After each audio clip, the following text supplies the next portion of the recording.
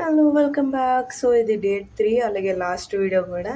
ఈరోజు ఇంకా భోజనాలు అనమాట. అందరూ మంచిగా రెడీ అయ్యి ఫోటోలు దిగారు.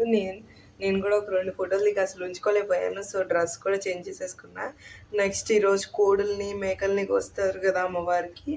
సో మా ఇంట్లో భోజనాలు చూసేయండి. Chicken, mutton, sambar, white rice, pulao, గారి, పెరుగు అన్నీ ఉన్నాయన్నమాట, పరవన్నం. సో ఇంకా భోజనాల దగ్గర మేమే కూర్చున్నాం. ఫస్ట్ ట్రిప్ మందే.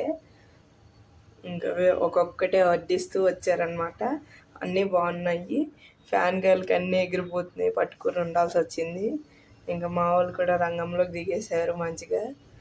ఇంకా తినేసి, మీరు ఎవరైనా చుట్టుపక్కల వాళ్ళు అయితే మీకు ఒక డౌట్ రావచ్చు, ఇప్పుడు వీడియోలు వస్తున్నాయని. నాకు ఊర్లో టైం కుదరలేదు, అలాగే కొంచెం హడావిడి ఉండి ఇంకా ఊరి నుంచి వచ్చి హైదరాబాద్కి వచ్చాక వీడియోలు ఎడిట్ చేసి పోస్ట్ చేస్తున్నాను అనమాట.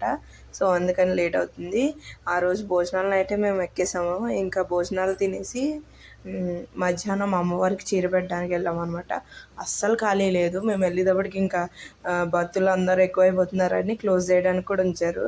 ఇక్కడ అన్ని నైవేద్యాలు పెట్టేశారు అనమాట. అంటే కోళ్ళని గట్ట కోసే వాళ్ళు ఉంటారు కదా, వాళ్ళు తెచ్చిపెట్టారు అనమాట. ఇంకా అమ్మవారికి మేము కూడా చీరలు పెట్టేసాము. చీర పెట్టి వెనక్కి వచ్చాము. మాదే లాస్ట్ దర్శనం. ఇంకా మా ఊరికి వచ్చేసాము.